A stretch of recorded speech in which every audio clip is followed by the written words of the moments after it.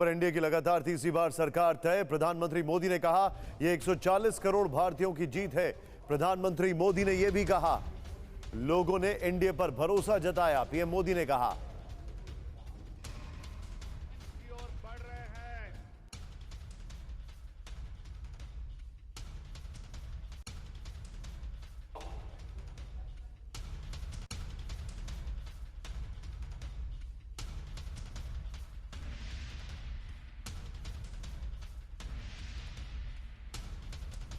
आज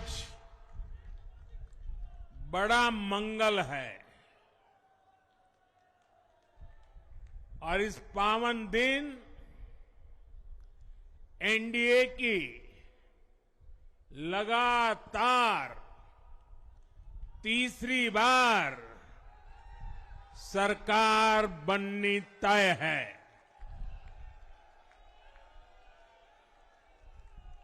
हम सभी जनता जनार्दन के बहुत आभारी हैं। देशवासियों ने भाजपा पर, एनडीए पर पूर्ण विश्वास जताया है। आज की ये विजय दुनिया के सबसे बड़े लोकतंत्र की जीत है। पीएम मोदी ने सीएम नीतीश कुमार की तारीफ की। नीतीश के नेतृत्व में बिहार में एनडीए का अच्छा प्रदर्शन। प्रधानमंत्री मोदी ने कहा हमने ईमानदारी से प्रयास किया। पीएम मोदी ने कहा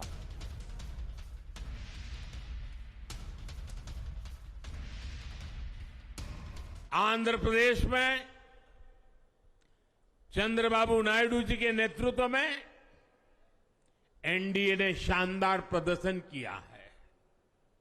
बिहार में नीतीश बाबू के नेतृत्व में भी एनडीए ने शानदार प्रदर्शन किया है।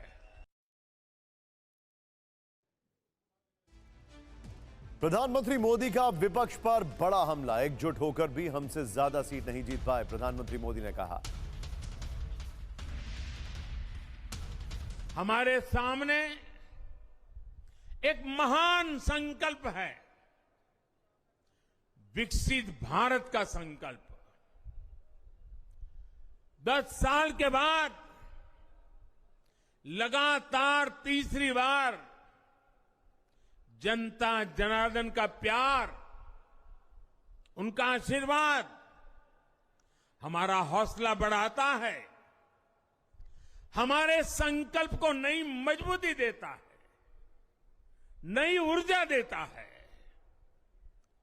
हमारे विरोधी एकजुट होकर भी उतनी सीटें नहीं जीत पाए जितनी इस लोकसभा चुनाव में अकेली बीजेपी ने जीती है।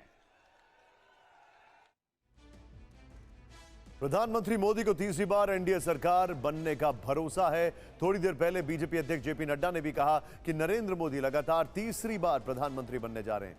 पीएम मोदी बीजेपी मुख्यालय पहुंचे तो कई बार विक्ट्री साइन भी दिखाया, लेकिन दूसरी ओर इंडिया गठबंधन वालों को भी अपनी सरकार बनाने की उम्मीद जागी है। खास बात यह है कि यह उम्मीद एनडीए में शामिल 2 सहयोगी पार्टियों से जगी है और इसके बाद से टीडीपी और जेडीयू को अपने अपने पाले में लाने की कोशिशें तेज हैं और उनके पास दिल्ली से कई फोन जा चुके हैं।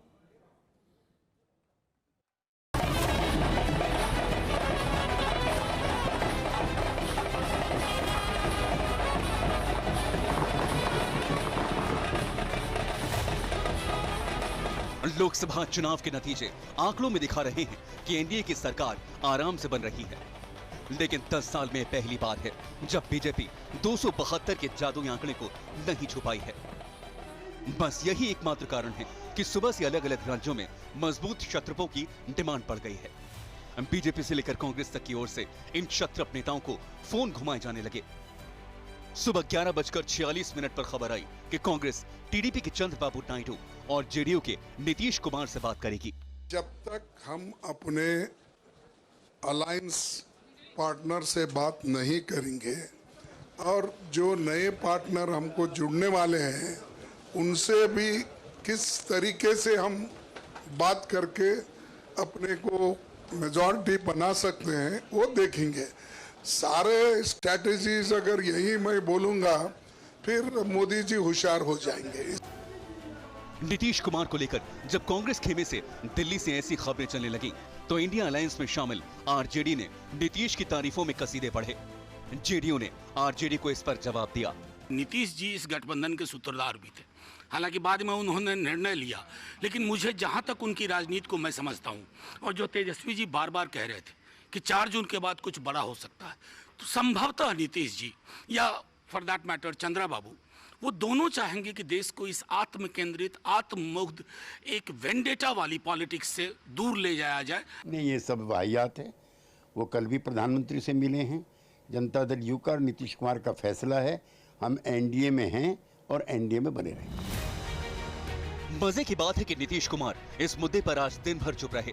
पटना से उनकी कोई प्रतिक्रिया सामने नहीं आई, लेकिन इसके बाद एनडीए के सहयोगी दलों को लेकर बीजेपी खेमे में हलचल बढ़ी। दोपहर 1:32 पर बड़ी खबर आई कि पीएम मोदी ने चंद्रबाबू नायडू को फोन मिलाया, उन्हें जीत की बधाई दी। दोपहर 1:41 पर खबर आई कि केंद्रीय गृह मंत्री अमित शाह ने चंद्रबाबू नायडू से फोन पर बात की, उन्हें जीत की बधाई दी।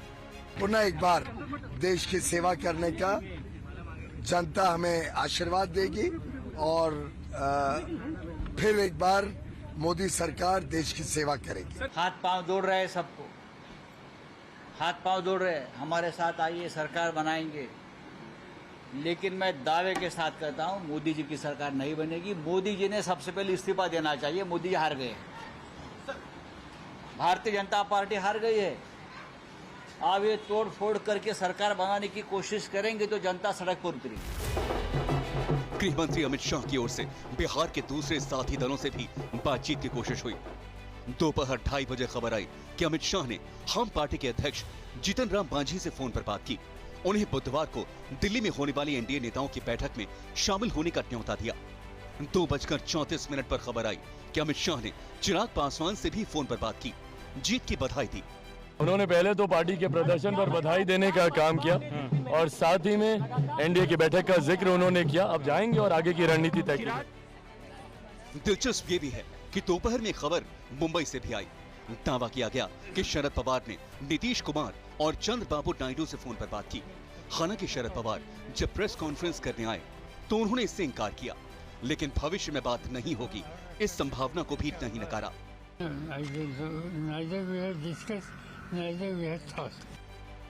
वैसे एक बयान पर और ध्यान देने की जरूरत है जो महाराष्ट्र कांग्रेस अध्यक्ष नाना पटोले की ओर से आया है। उन्होंने कहा कि नीतीश कुमार से बात करने का काम शीर्ष नेता करेंगे, लेकिन आज रात में बहुत बड़ा खेला हो सकता है। थोड़ी देर पहले उद्धव ठाकरे ने एक बड़ी खबर दी है। कांग्रेस चंद्रबाबू नायडू और नीतीश कुमार के संपर्क में। उद्धव ठाकरे ने कहा पीएम कौन होगा इस पर कल फैसला होगा। उद्धव ठाकरे ने कहा इंडिया गुड सरकार बनाने का दावा पेश करे। उद्धव ठाकरे ने यह भी कहा है, यानी उद्धव ठाकरे का यह कहना है कि कांग्रेस जो है दोनों के संपर्क में है। डबल एन, नायडू और नीतीश, इन दोनों के। एनडीए के दो पार्टनर टीडीपी के चंद्रबाबू नायडू और जेडीयू के नीतीश कुमार के हाथ में सत्ता की चाबी कही जा सकती है। यह सत्ता का डबल एन फैक्टर है, यानी नायडू और नीतीश फैक्टर। इसे ऐसे समझे कि एनडीए को अब तक के आंकड़े के मुताबिक 291 सीटें मिलते दिखाई दे रही हैं। इसमें बीजेपी को 240 सीटें, टीडीपी को 16 सीट, जेडीयू को 12 सीट मिल रही है। अगर 291 में टीडीपी की 16 और जेडीयू की 12 सीटों को हटा दें तो एनडीए बहुमत के आंकड़े से नीचे आ जाता है। इनके पास सिर्फ 263 सीटें बच जाएंगी। सिर्फ टीडीपी अपने 16 सांसदों को लेकर हट जाए तो एनडीए 275 सीटों के साथ मामूली बहुमत के पास आकर रुक जाएगा। या सिर्फ जेडीयू अपने 12 सांसदों को लेकर हट जाए तो एनडीए लगभग 279 सीटों पर अटक जाएगा। दोनों ही स्थिति में सरकार तो एनडीए की ही बनेगी, लेकिन संकट बरकरार रहेगा। ऐसी स्थिति में कहा जा रहा है कि सत्ता की चाबी इन्हीं दोनों के पास है। अगर नीतीश कुमार और चंद्रबाबू नायडू में से कोई इधर से उधर हुआ तो भी एनडीए सत्ता में तो रहेगी, लेकिन अगर मगर की स्थिति बनी रहेगी। लेकिन अगर दोनों हटे तो सत्ता वाले सपने पर आशंका काले बादल मंडराने लगेंगे। और इंडिया गठबंधन इस वक्त इसी कोशिश में लगा हुआ है। लेकिन ये जो अदर्स हैं 18, इनके ऊपर भी नजर रखना जरूरी है। आज के चुनाव परिणाम में क्षत्रप नेताओं की डिमांड जो है वो बढ़ा दी है। कैसे, इसे आंकड़ों के जरिए हम आपको समझाने की कोशिश करते हैं। ध्यान से देखिएगा, जो क्षत्रप नेता हैं उनकी डिमांड जो है वो बढ़ गई है। आइए कुछ फैक्ट्स मैं आपको दिखाता हूं, देखिए जरा। यहां पर जो नंबर्स हैं इस वक्त हमारे सामने आ रहे हैं। इलेक्शन कमीशन ने जो कहा है ये 241 आपको दिखाई दे रहा है। इलेक्शन कमीशन की वेबसाइट पर 240 है। अब इसमें लीडिंग पार्टीज की अगर मैं बात कर रहा हूं, आगे देखते जाइए क्या होता है। कांग्रेस 99 है इलेक्शन कमीशन की वेबसाइट पर भी। समाजवादी पार्टी 37 है। यहां पर टीएमसी, अब रीजनल लीडर्स की बात आई है, टीएमसी 29, डीएमके 22, डीएमके 22, टीडीपी की अगर बात की जाए तो टीडीपी ने बहुत बड़ा कमाल किया है, बहुत बड़ा कमबैक किया है, ये 16 पर हैं। और जेडीयू, ये दोनों वो हैं जो बीजेपी के इस 241 में, यहां पर ये जो 241 है, इसमें अगर इन दोनों पार्टनर्स को जोड़ दिया जाए, आपको याद होगा एक जमाना जब चंद्रबाबू नायडू एनडीए के कन्वीनर हुआ करते थे, याद होगा आपको, तो ये बहुत बड़ा नंबर है नीतीश बाबू और टीडीपी। अब ये देखिए उद्धव गुट, ये है शिवसेना उद्धव गुट 10, पिछली बार की परफॉर्मेंस से कम है लेकिन फिर भी काफी मजबूत है। और यहां पर अगर आप आ जाएं, मैं आपको दिखा रहा हूं, आम आदमी पार्टी 3, आरजेडी 4, लेकिन एलजेपी इनका स्ट्राइक रेट 100% का है, 5 में से 5। ये देखिए, तो ये कुल मिलाकर अगर कहा जाए, और एक और मैं आपको बताना चाहूंगा, उसके बाद हम आपको अगली खबर दिखाएंगे। एनसीपी, शिवसेना उद्धव गुट और शरद पवार एनसीपी। ये देखिए, इन आंकड़ों से साफ है कि 10 साल बाद एक बार फिर दिल्ली की सरकार में क्षत्रपों की छाप देखने को मिल सकती है, और ऐसा वर्षों के बाद होगा।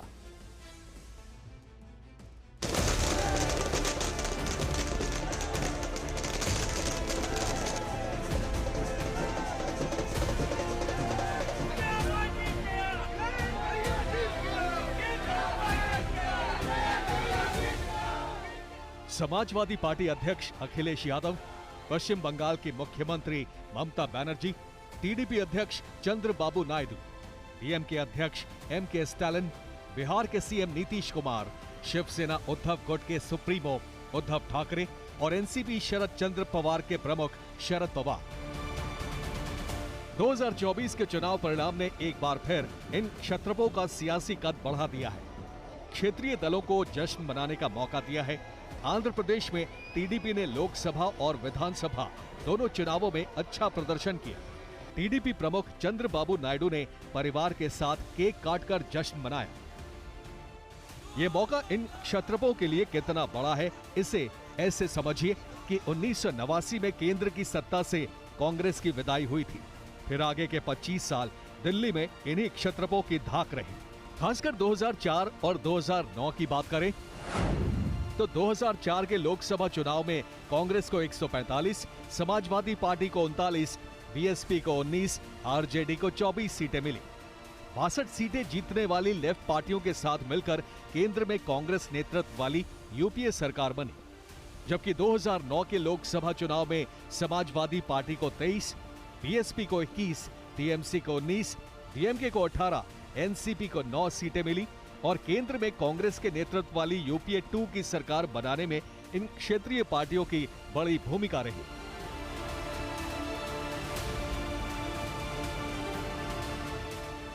लेकिन क्षत्रपों के दबदबे का ये सिलसिला 2014 में आकर टूट गया, जब केंद्र में 30 साल बाद फिर से एक पार्टी अकेले अपने दम पर 272 का जादुई आंकड़ा छूने में कामयाब रही और बीजेपी का यह रिकॉर्ड 2019 में भी कायम रहा।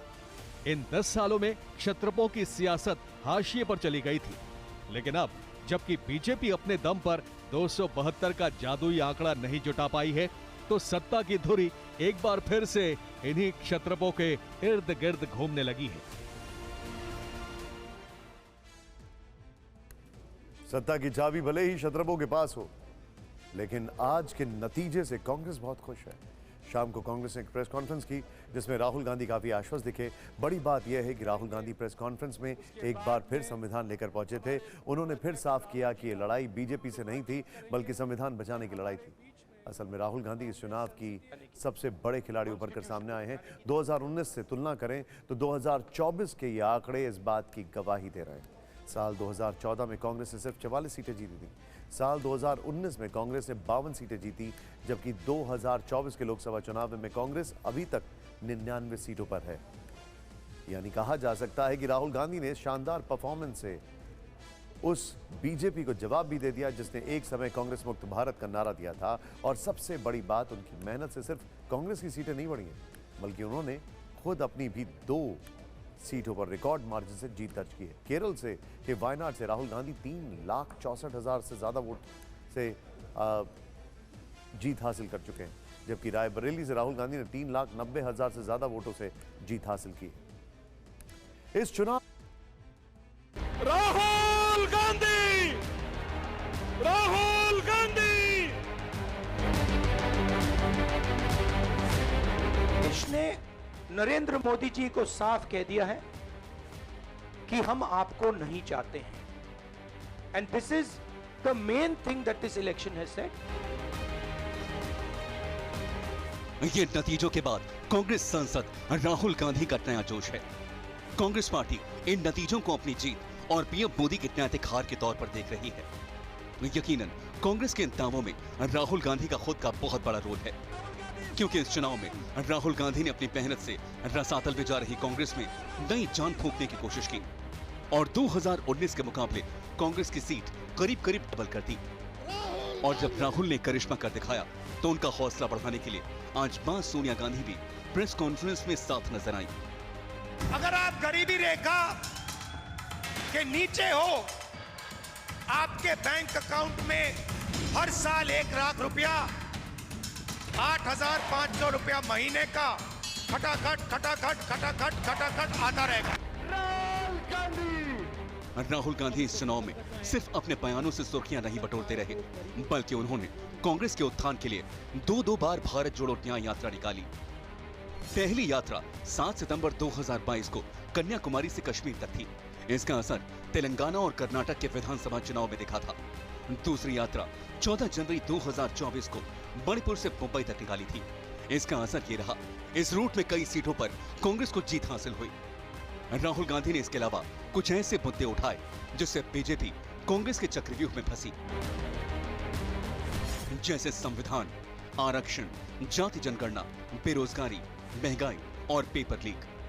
आदिवासियों के लिए संविधान की जहां तक बात है तो राहुल गांधी आज नतीजों के बाद भी संविधान साथ लेकर आए थे और कहा कि उनकी ये लड़ाई संविधान बचाने के लिए थी। लड़ाई संविधान को बचाने की थी, कॉन्स्टिट्यूशन को बचाने की थी। हिंदुस्तान की जनता अपने संविधान के लिए एक साथ खड़ी होकर लड़ जाएगी और यह सच साबित हुआ। आपने संविधान को बचाने का पहला और सबसे बड़ा कदम ले लिया है। राहुल ने इसके अलावा कुछ और भी आश्चर्यजनक काम किए जिसे विरोधी पार्टी गंभीरता से नहीं ले पाई, जैसे पीपल कनेक्ट राहुल गांधी लगातार कई महीनों से करते रहे। टेम्पो, थोड़ा परिचय करो अपना। मेट्रो और ट्रक में सवारी करके वो सीधी जनता से जुड़ते रहे। अपनी मां के साथ इतिहास के पन्ने पलटने वाला भावुक वीडियो जारी किया। जमाने का, और ये हमेशा पापा जी ने दौरा। ये मुझे याद है, पापा अपने आप चलाते थे। ये भी फोटो है। तेजस्वी यादव जैसे नेताओं के साथ लंच पर चर्चा की। लोग काम देखना चाहते। लालू यादव के साथ बटन बनाने वाले वीडियो ने सुर्खियां बटोरी। राहुल गांधी इन सब के अलावा सोशल मीडिया पर भी काफी सक्रिय रहे। 1 अप्रैल से 20 मई के बीच इंस्टाग्राम पर राहुल के फॉलोअर्स पीएम मोदी के मुकाबले 2 गुना तेजी से बढ़े। यूट्यूब पर 21 अप्रैल से 22 मई के बीच राहुल गांधी को पीएम मोदी के मुकाबले 21 करोड़ व्यूज ज्यादा मिले। ये चीजें बताने के लिए काफी थी कि राहुल गांधी अपने लक्ष्य में सफलता पाने की ओर आगे बढ़ रहे थे और इसका असर नतीजों में भी देखने को मिला।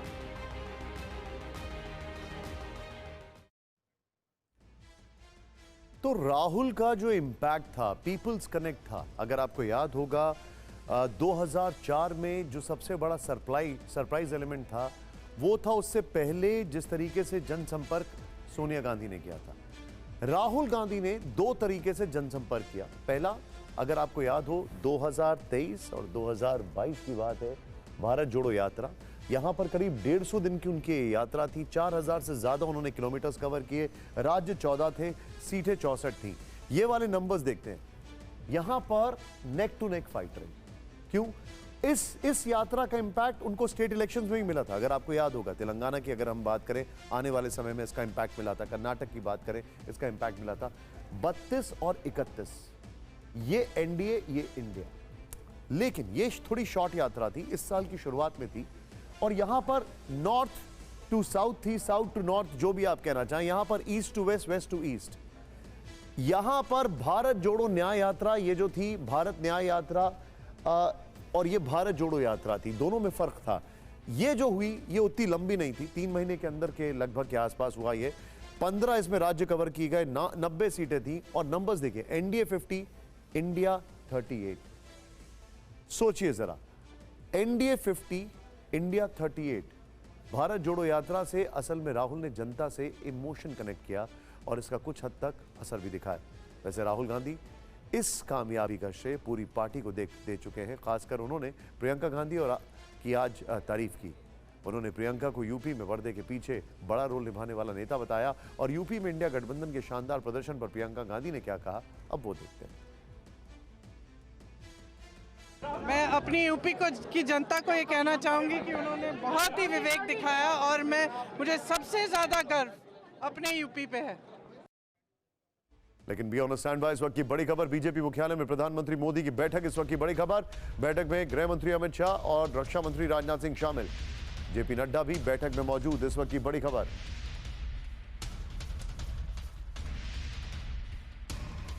फिलहाल वक्त एक छोटे से ब्रेक का। कांग्रेस के अलावा इस चुनाव में समाजवादी पार्टी ने भी शानदार प्रदर्शन किया है। 62 सीटों पर लड़ने वाली अखिलेश यादव की पार्टी 38 सीटों पर जीत रही, यानी जीत का स्ट्राइक रेट 60% का है। अगर वोट प्रतिशत देखें तो 2019 में पार्टी के यह आंकड़ा 18% था, जबकि इस बार 33.53% वोट मिला है, यानी लगभग 2 गुना। तो अब सवाल है कि आखिर अखिलेश यादव ने ऐसा कौन सा दांव चला कि बीजेपी के सबसे बड़े और सुरक्षित किले में सेंध लग गए। वो रणनीति जिसने अखिलेश यादव को न केवल गेम चेंजर बना दिया, बल्कि बीजेपी और कांग्रेस के बाद देश का तीसरा सबसे बड़ा दल भी।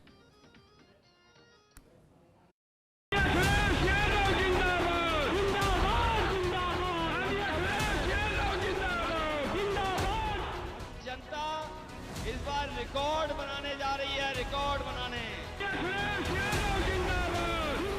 अखिलेश यादव की अगुवाई में यूपी में समाजवादी पार्टी की सबसे बड़ी जीत ने देश की राजनीति का समीकरण बदल दिया। अखिलेश यादव के इस करिश्मे के पीछे की वो स्ट्रेटेजी समझते हैं जिसने उन्हें इस मुकाम पर लाकर खड़ा किया।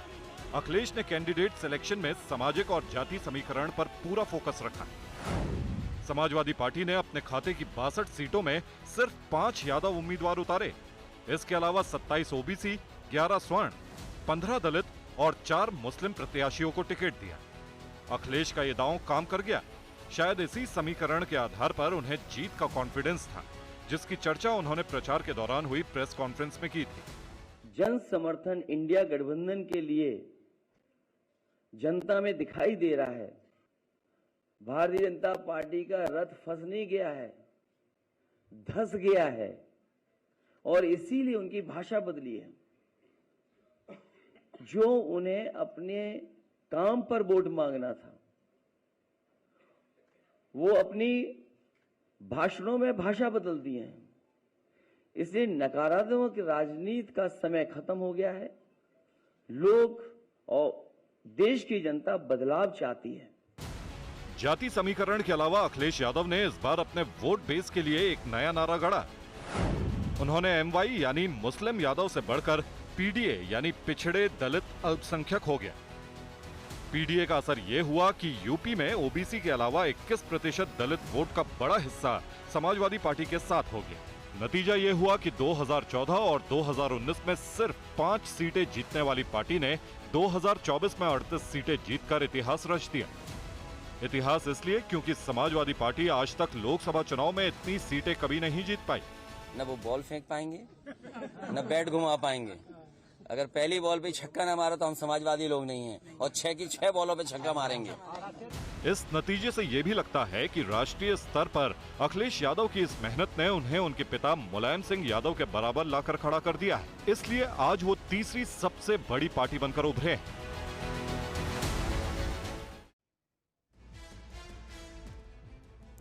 और कल दिल्ली में होने वाली इंडिया गठबंधन की बैठक में अखिलेश यादव शामिल होंगे। ममता इंडिया की बैठक में प्रतिनिधि भेजेंगे। इस वक्त ये बड़ी खबर आ रही है।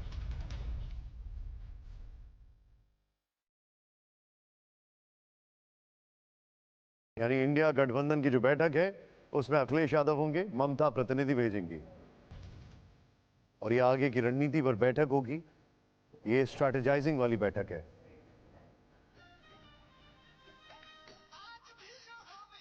उद्धव पहले ये कह चुके हैं कि जो भी प्रधानमंत्री बनेगा वो कल की मीटिंग में फैसला हो सकता है।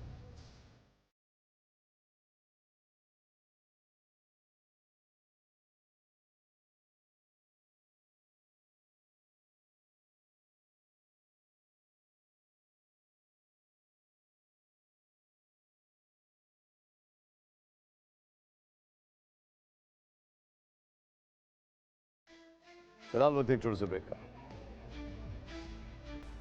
इस चुनाव में पश्चिम बंगाल की मुख्यमंत्री ममता बनर्जी का कद भी काफी बड़ा है। बंगाल के जो नतीजे आए हैं उससे उन्होंने साबित कर दिया है कि बंगाल की नब्ज पढ़ने में उनका कोई तोड़ नहीं है। विधानसभा चुनाव के बाद लोकसभा चुनाव में भी बीजेपी ने ममता को पीछे छोड़ने की लाख कोशिशें की, लेकिन दीदी के चक्रव्यूह में दोनों ही बार मोदी मैजिक फेल हो गया। मोदी जी बहुत सारे पार्टी को तोड़ा है, अभी जनता ने उसको तोड़ दिया, उसको मोरल तोड़ दिया है। इसी के लिए मैं तो चाहूंगी किसी का ऊपर डिपेंडेंट नहीं होके आपको पहले रिजिग्नेशन करना चाहिए।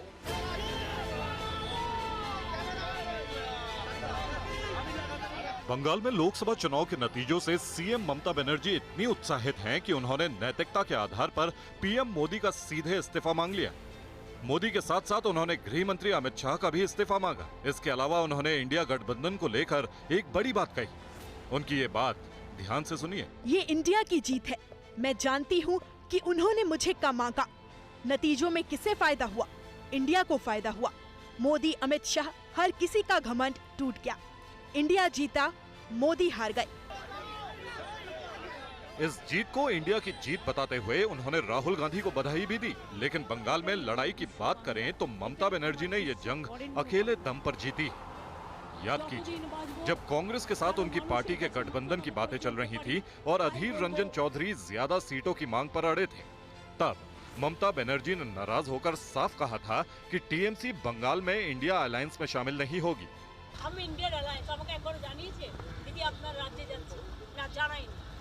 ममता बनर्जी उस समय भी अकेले बीजेपी से लड़ती रही, जब संदेश खाली के मुद्दे पर बीजेपी ने टीएमसी के खिलाफ एक चक्रव्यूह सा तैयार किया था और टीएमसी को मिलने वाले महिला वोटों को खींचने के लिए संदेश खाली को मां माटी मानुष की अस्मिता से जोड़ दिया था।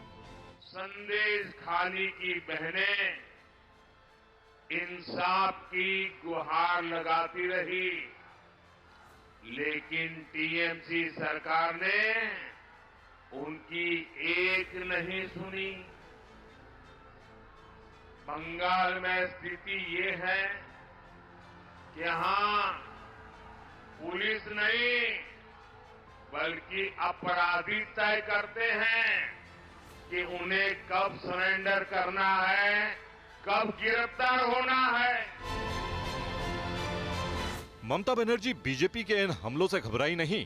वो गठबंधन को पीछे छोड़ एकला चलो की नीति पर आगे बढ़ती रही और इसी का नतीजा है कि दीदी के जादू में मोदी का मैजिक अंत में फेल हो गया। एटाई हमार विश्व बांग्ला, एटाई हमार विश्व बरेण्य बांग्ला। टीएमसी ने न सिर्फ बीजेपी की कई सीटें उससे छीन ली, बल्कि बंगाल में रिकॉर्ड जीत से इतिहास रच दिया।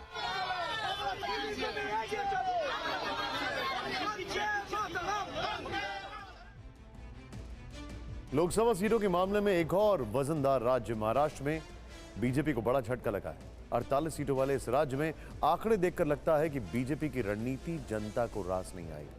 उद्धव ठाकरे और शरद पवार का सहानुभूति फैक्टर बीजेपी के खिलाफ काम कर गया। कांग्रेस के लिए भी गेम चेंजर साबित हुआ।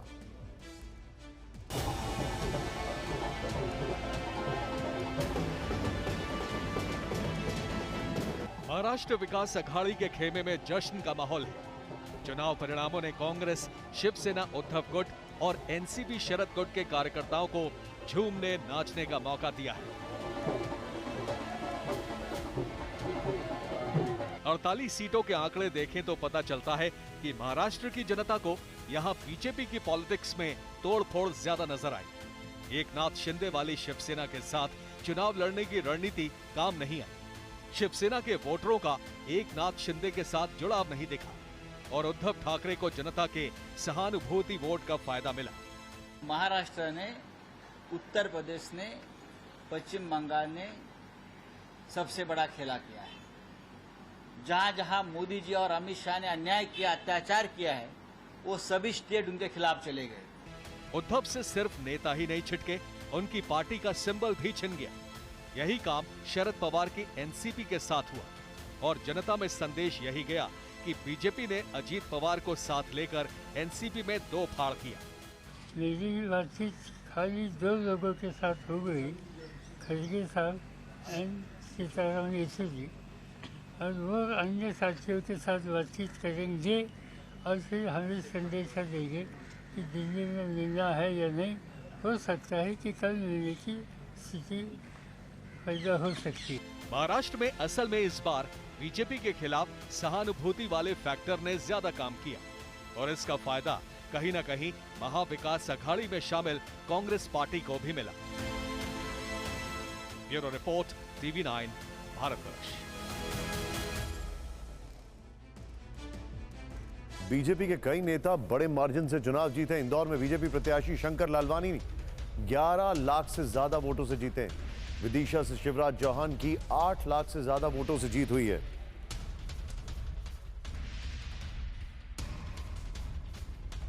गृह मंत्री अमित शाह 7,44,000 वोटों से जीते हैं। और सबसे कम मार्जिन में एक खबर आ रही है संजीव बालियान मुजफ्फरनगर से। ऐसा रिपोर्ट किया जा रहा है कि वो सिर्फ 45 वोटों से हारे हैं, सिर्फ 45। उनको हराया है हिरेन मलिक ने और सिर्फ 45 वोटों से हारे। अब आपके मन में सवाल होगा कि बीजेपी को सबसे बड़ा नुकसान कहां हुआ, वो कौन से फैक्टर हैं जिसकी वजह से पार्टी को सीटें गंवानी पड़ी। सबसे पहले बात राज्यों की करते हैं। उत्तर प्रदेश में 80 सीटें हैं। 2019 में बीजेपी को यहां 62 सीट जीती थी, इस बार 33 सीटें ही जीत पाई। ऐसा लग रहा है कि सिर्फ 33 सीटें ही जीत पाई है अभी तक, क्योंकि फाइनल डिसीजंस आने बाकी हैं। यानी बीजेपी को अकेले यूपी में 29 सीटों का बड़ा नुकसान हुआ है। पश्चिम बंगाल में 42 सीटें हैं। 2019 में बीजेपी यहां 18 सीटें जीती थी, इस बार 12 सीटें जीत पाई है, यानी यहां 6 सीटों का नुकसान हुआ है। राजस्थान में 25 सीटें हैं। 2019 में बीजेपी ने यहां क्लीन स्वीप किया था और इस बार 14 सीटों से संतोष करना पड़ा है। राजस्थान में उसे 11 सीट का नुकसान हुआ है। छोटे राज्यों में हरियाणा की में पार्टी को डेंट लगाए 10 में से 5 सीटों पर जीत मिली है। 2019 के मुकाबले 5 का घाटा हुआ है। फिलहाल वक्त है एक छोटे से ब्रेक का।